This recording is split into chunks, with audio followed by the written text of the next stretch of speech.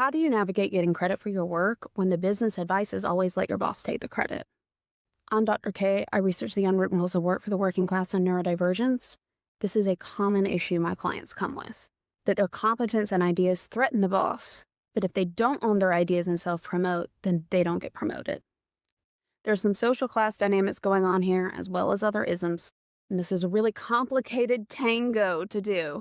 So let me tell you about a client who's had this experience and what I recommend. Roxanne had great ideas. She was amazing at her job. She literally saved her company $30,000 in one quick decision that didn't lay anybody off.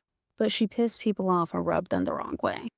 She was a woman who came from a blue-collar background, and she's Gen X, so she was in a time that women were just starting to be let into these positions, and she was always a minority. She learned to be rough, tough, deal with the blue-collar boys, and she was good at her job, had financial expertise, along the way got a degree, and got promoted up into senior leadership. A lot of customers loved her team loved her. Her leadership wanted to promote her even more as a peer, but they knew she was rubbing people the wrong way.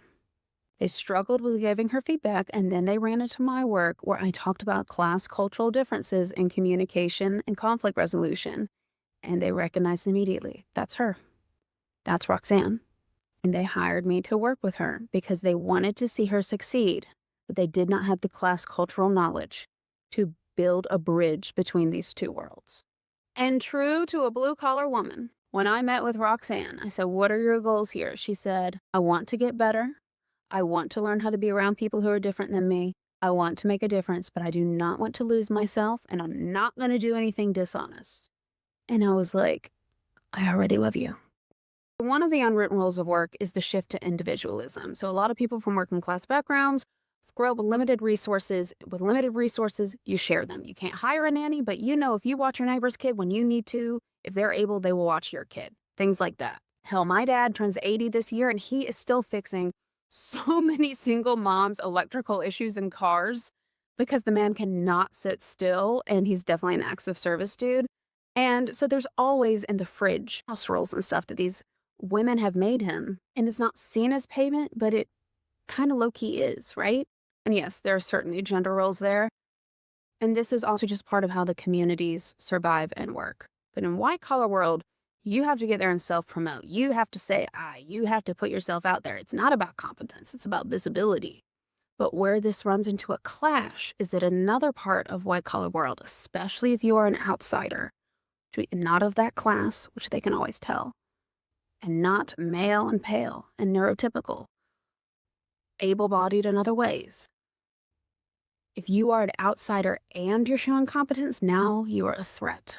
And a lot of career advice that I see that annoys me is they frame it, well, like, you just have to let your boss take credit.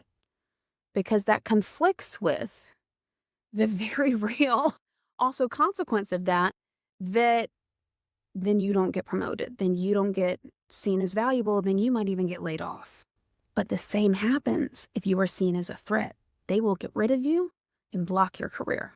So I see it as a tango of that push-pull. I've only taken tango classes once. I only did level 1 where they let us have a gap between us because I don't like people touching me and all up on me, which is probably why I'm a very mediocre dancer. Level 2 is when they made you go chest to chest, and I was like, I can't do it. I can't do it. Shout out to those who can. Side note, apparently I was very good at it. The tango teacher was like, oh my God, your hips don't move at all. That's great for tango. And I just know that my German Catholic ancestors were like, yeah, her hips definitely lie. Anyway, back to the point. There's the unwritten rule of individualism where you need to self-promote and take credit. And then where I think the threat component comes in is with the unwritten rule of compliance. The unwritten rule that you're not actually supposed to disagree or bring up new ideas, even if there is the appearance to. It is this adherence to authority. That is really hard for working class people, even though there's a lot of obedience culture in the working class, because compliance doesn't feel like obedience. It feels like a trap. It feels you asked me, so I told you. In working class, that would still be obedience, but it's not. And part of why this happens is there are class differences in what is perceived as labor that is valuable. And I know y'all know this. And we see this even debated among the working class of you will straight up hear people who make not much money. I don't want to say a dollar amount because depending on where you are, it can still be a pretty good wage. But you will hear people who are definitely not in a high tax bracket making themselves feel better about themselves because they're not flipping burgers. And they may or may not make much more money than that. And we hear all the time, oh, that's a high school job. Oh, that's a whatever job. I will go ahead and tell you, even though it's not popular right now, I'm of the opinion if it makes company money, it is deserving of a living wage. I'm not saying that everybody should make the same amount of money. I don't really have strong opinions on that.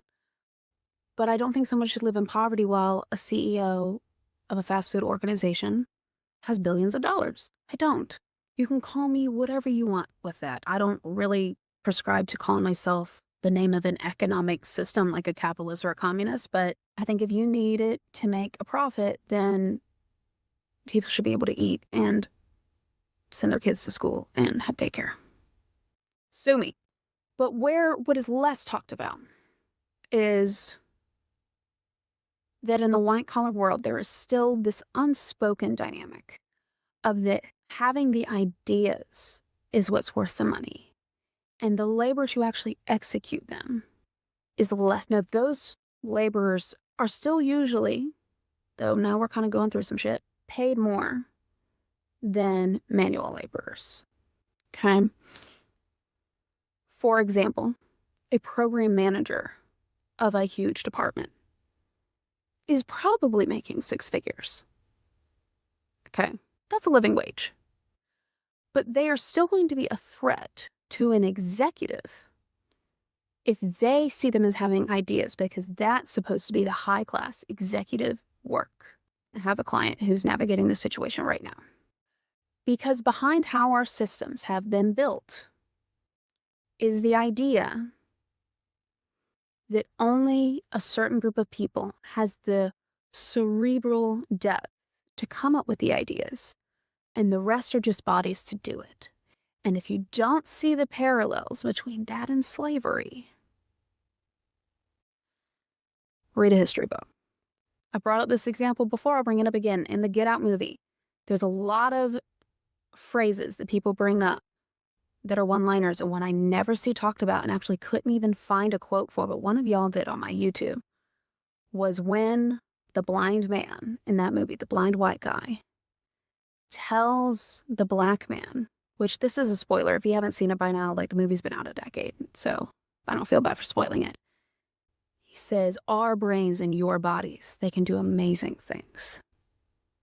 And then you find out they are implanting white people's brains in black bodies, which was such a harrowing example of how real systems have been built.